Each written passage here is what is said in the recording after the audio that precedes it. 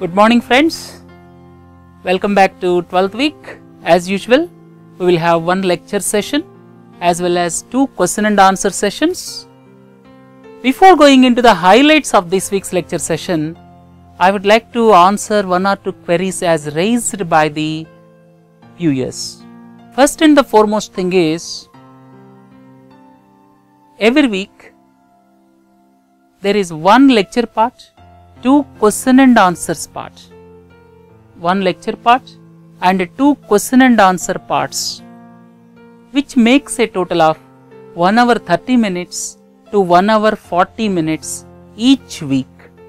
So per week for current affairs part, it is around 1.5 hour to 1 hour 40 minutes, all three put together. Now the pertinent question is, what is the target group for these lectures as well as question and answer sessions? Entire student community or entire student fraternity?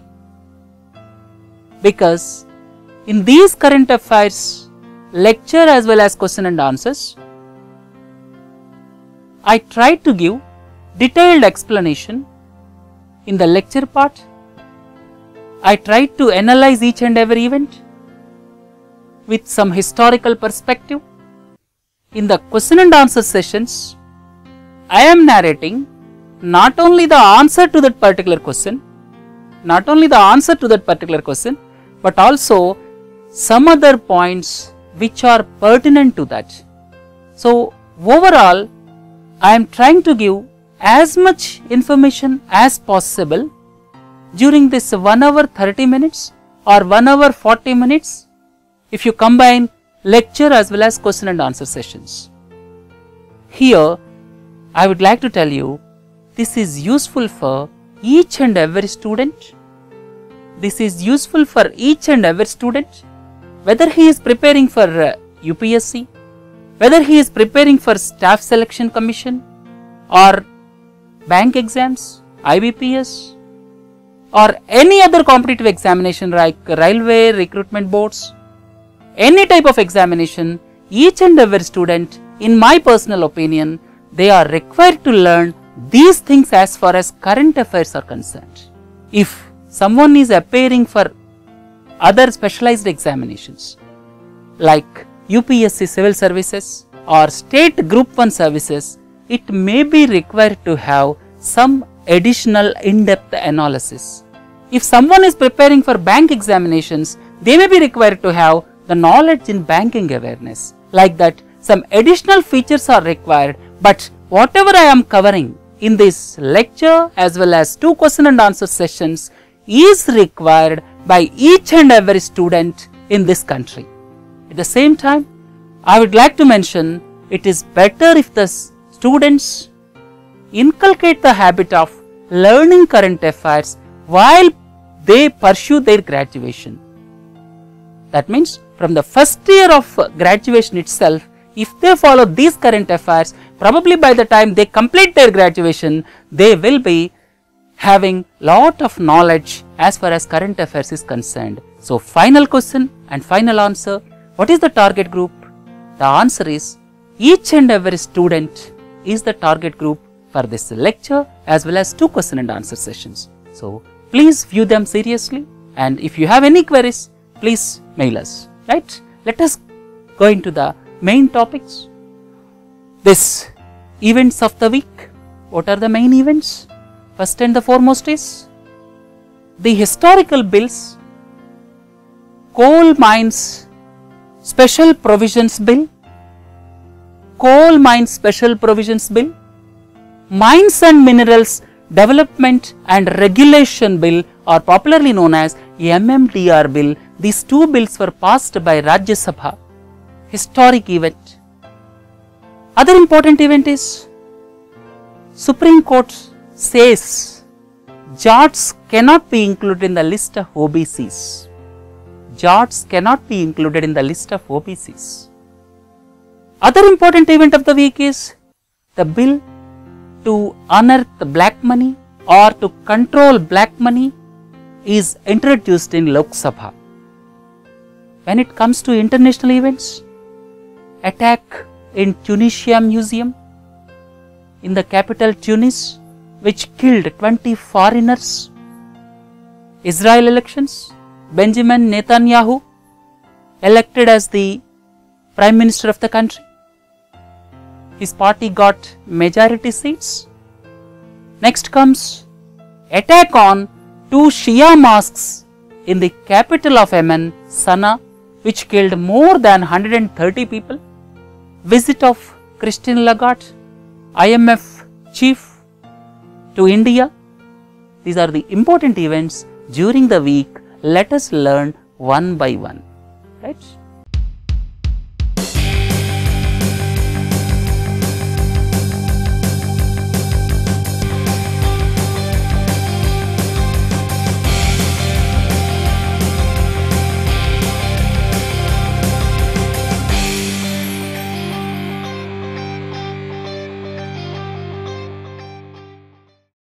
Right, let us come back to the first event, most important event. Rajya Sabha cleared 2 important bills. Initially, during the first week of March, Lok Sabha cleared these bills. There is no problem in Lok Sabha because BJP has got absolute majority in Lok Sabha. You all very well know, BJP got more than 280 seats in the Lok Sabha elections last year. So BJP has got absolute majority in Lok Sabha. That's why there is no problem to pass any bill in Lok Sabha. But the real problem is in Rajya Sabha. In Rajya Sabha, BJP and its allies are in minority. That's why passing the bill in Rajya Sabha is becoming difficult for the present government. But whatever the difficulty, finally, the NDA government, led by Shri Narendra Modi, could pass these 2 bills of historical importance. Recently, though the Congress party and left opposed these bills, the Bharatiya Janata Party could able to muster the support of some regional parties to pass these bills in Rajya Sabha. What exactly these bills? Let us learn in detail about these 2 bills. The 2 bills passed are popularly known as Coal Mines Special Provisions Bill 2015 and Mines and Minerals Development and Regulation Bill, popularly known as MMDR Amendment Bill 2015. Because of the passage of these 2 bills, there is a paradigm shift in the allotment of coal and other precious minerals in the country. Due to the passage of these historical bills, there is a paradigm shift in the allotment of coal as well as other minerals from now onwards. Before going into the details of these bills, I would like to narrate what is wrong with coal. India has got more than 300 billion tons of coal reserves. India has got more than 300 billion tons of coal reserves. We are producing around 550 million tons. Please remember, 1 billion ton is equals to 1000 million tons. 1 billion tons is equals to 1000 million tons. We could produce hardly 550 plus million tons every year. What is the reason? The prime reason for this is coal was nationalized. Coal was nationalized in the year 1973 when Indira Gandhi was the Prime Minister. Subsequently, Coal India was formed in the year 1975 with virtual monopoly in the sector. The irony is, in spite of having 300 billion tons of reserves, we are importing almost 150 to 200 million tons of coal every year. The irony is, in spite of having huge resources, we are importing almost 150 to 200 million tons of coal every year, which results in loss of precious foreign exchange reserves. Loss of precious foreign exchange reserves. Why this happens? Why this situation arose? Because of the monopoly of Coal India. As per the previous arrangement, two things I would like to tell you. First thing is, Coal India has got a monopoly of extraction of coal. Second important point is, only coal mines used to be allocated for their own purpose. Two things, Coal India has got a monopoly. Second thing is, if at all coal mine used to be allotted, it was for their captive use. What is the meaning of captive use? Captive use means the coal used to be for their factory. If someone is establishing some steel plant, coal mines used to be allotted for usage in their steel mine, not for selling outside. This was previously in vogue. So, I would like to tell subsequent history during the past few years. Several coal mines were allotted, and Comptroller and Auditor General of India, CAG of India, during the year 2012, faulted the government that the allotment of coal mines resulted in the loss of more than 1.8 lakh crores to the government. More than 1.8 lakh crores to the government. And the second important aspect is, Supreme Court recently quashed the allotment of 214 coal mines. Supreme Court last year quashed the allotment of 214 coal mines. So, if you sum up the history of coal extraction in the country, in spite of having huge coal reserves, we were importing coal. Second thing is, the allotment of coal mines was not transparent. CAG faulted the government. Supreme Court cancelled 214 allocations. Under these circumstances, the passage of coal bill assumed significance. Under these circumstances, the passage of coal bill assumed significance. Now, let us look at the important aspects of the new legislation. Lok Sabha already passed it, Rajya Sabha passed it. Now, with the President's signature, it will become an act. As per the new act, the monopoly of Coal India has gone. Coal blocks can be allotted to domestic companies or subsidiaries of foreign companies. Then third important point is, these coal mines are to be allotted through auction process only. No discretionary allotment. These coal mines are to be allotted through auction only. So, what will happen because of this? Because of the transparent allotment of coal mines, extraction of coal will generate lot of revenue to state governments. That's why it is a landmark and historic legislation.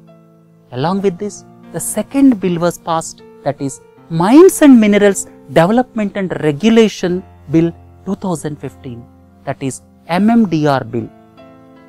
With regard to other mines like iron ore, copper, bauxite, previously, as per the 1957 Act, state governments used to allot mostly in a discretionary way. No transparent mechanism to auction these mines. Because of that, Supreme Court faulted the allotment several times, because of which, in recent times, the extraction of other minerals like iron ore, bauxite came down drastically. This is going to be history now. Now, as per the new bill of MMDR 2015, the allotments will continue to be done by state governments, but all the allotments are to be done through auction process only. That means no discretionary allotment. All the allotments will be done through auction process only. Because of this, state governments are expected to get more revenue. So, in view of this, the passage of Coal Bill as well as this MMDR Amendment Bill assumed a lot of significance because it will ensure, first and foremost thing, transparency in allotment of coal and other mines, because the allotments will be through auction only, no discretionary allotment, as the sector is opened up because of the transparent mechanism. Lot of revenue will be generated to state governments. So, these two legislations government was able to pass through, and henceforth let us hope the allotment of these mines will be a transparent affair in view of the passage of these bills. Having learned this historical perspective, let us move on to the next issue. Jats cannot be included in central list of OBCs. What is OBCs? Other backward classes. You all very well know. Other backward classes has reservations. In the month of March 2014, the then UPA government issued a notification for inclusion of Jats in the list of OBCs. Previously, National Commission for Backward Classes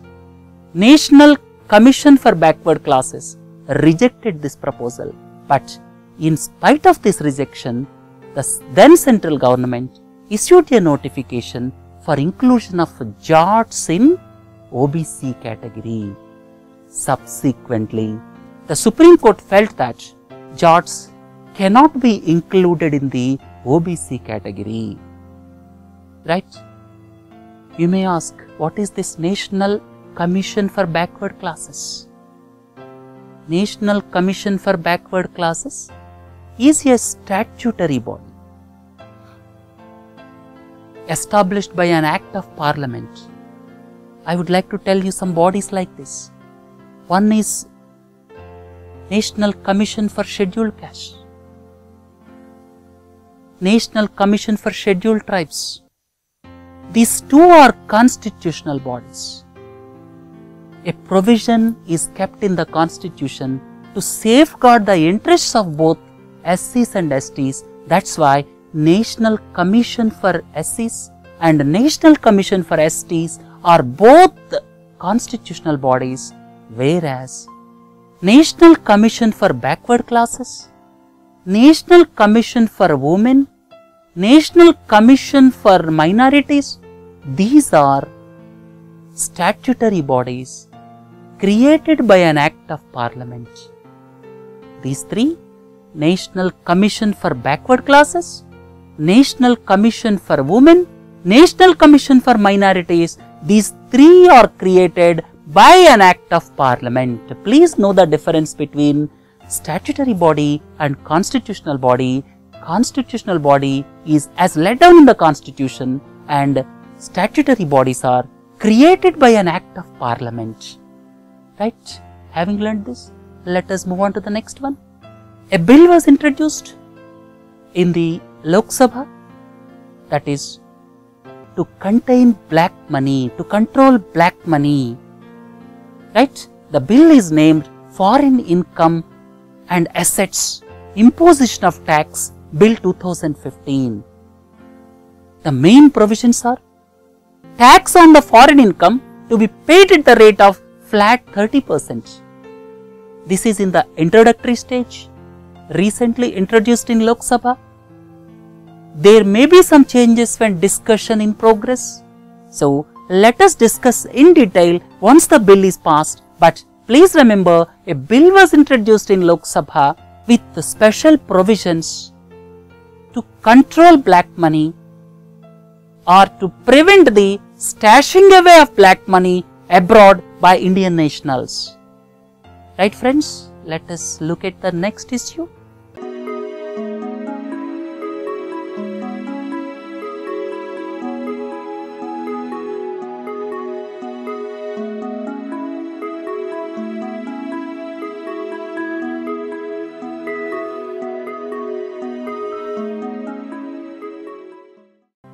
attack in Tunisia museum.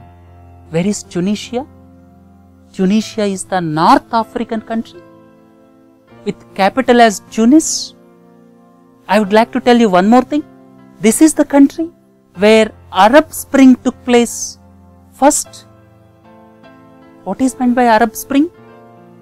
Arab Spring is nothing but the demonstrations and protests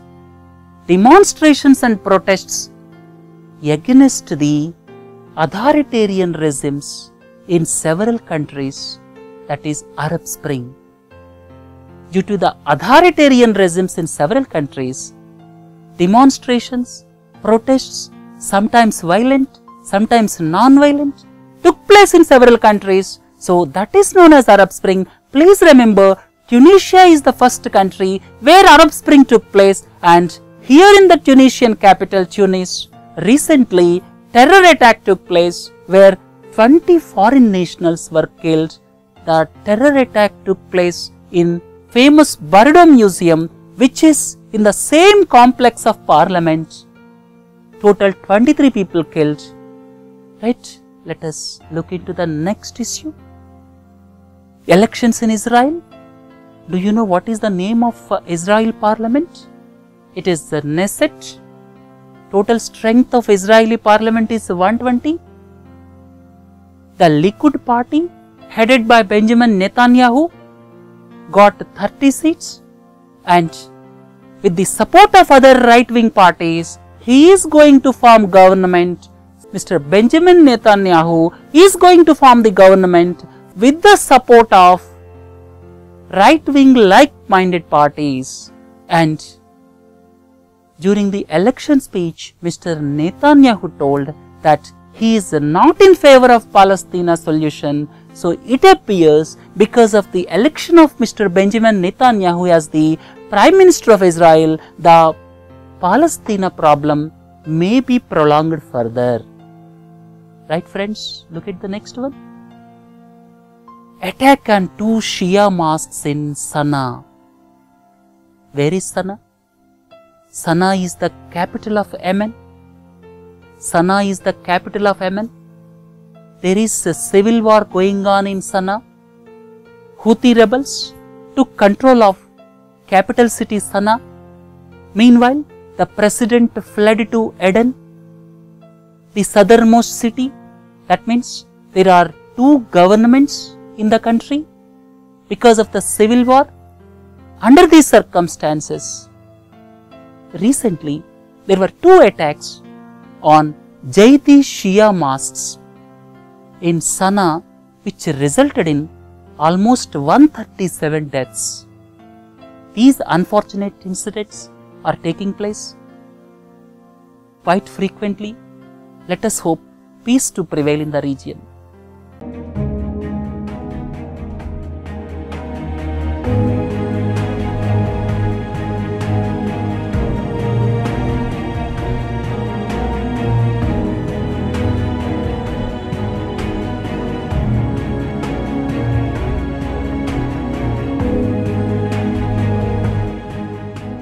Look at the next one. Christine Lagarde, Managing Director of International Monetary Fund, visited India. She praised Raghuram Rajan for successfully steering the Reserve Bank of India during the past 1.5 years.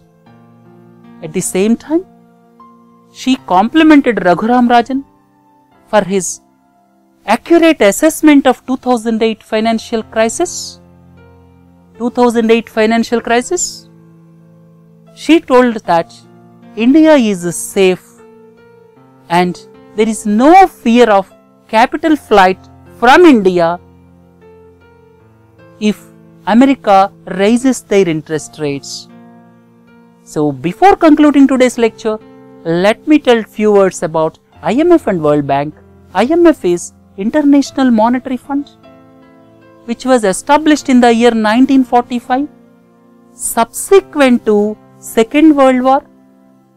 During the Second World War, several countries were badly damaged, and subsequently the main task was to assist the countries in reconstruction and rehabilitation, to assist the countries in reconstruction and rehabilitation.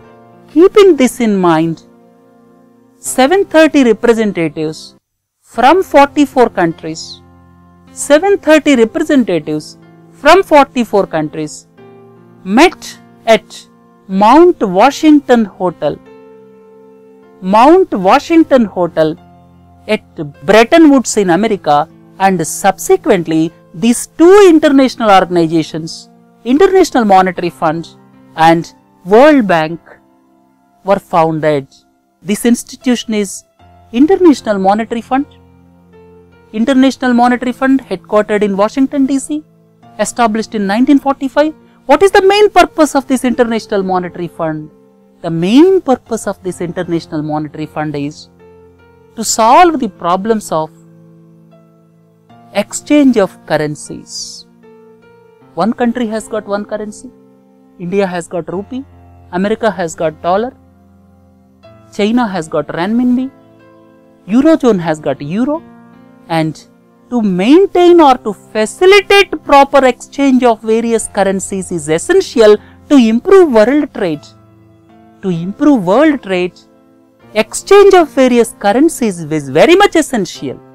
Exchange of various currencies among the countries is very much essential. So, keeping that in mind, this International Monetary Fund was established.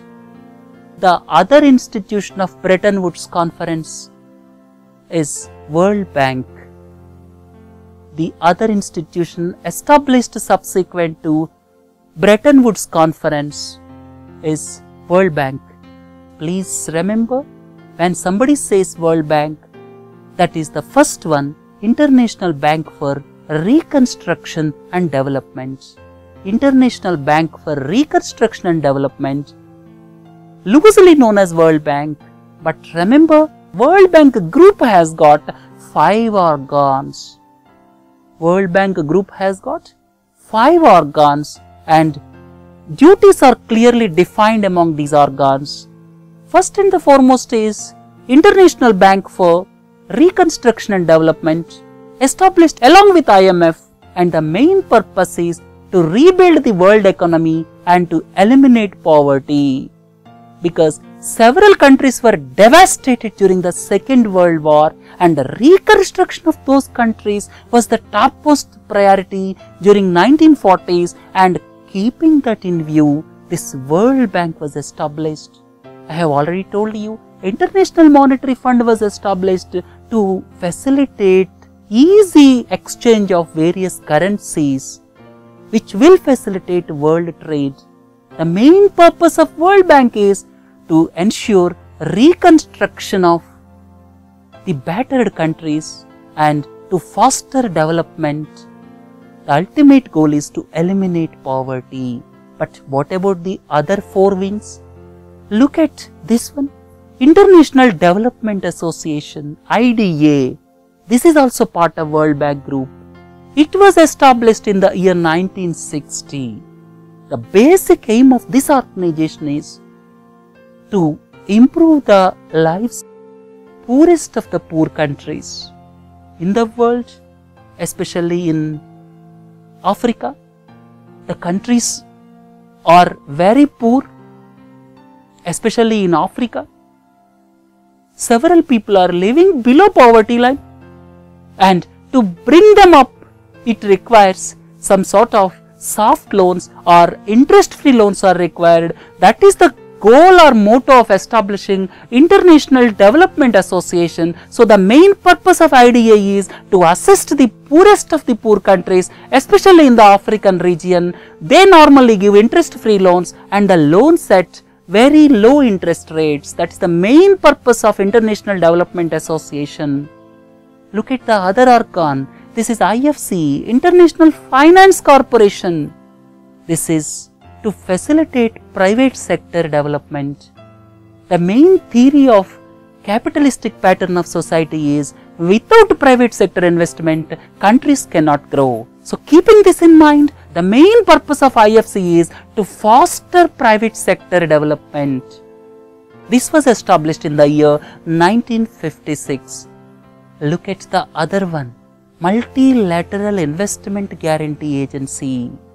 The main purpose of Multilateral Investment Guarantee Agency is to ensure or to take care of risks associated with various political factors. That means there may be some civil unrest in country, so the risk associated with that will be taken care of by Multilateral Investment Guarantee Agency. This was established in the year 1988, and the last wing of World Bank is ICSID, International Center for Settlement of Investment Disputes. This was established in the year 1966 primarily to take care of disputes arising out of investments.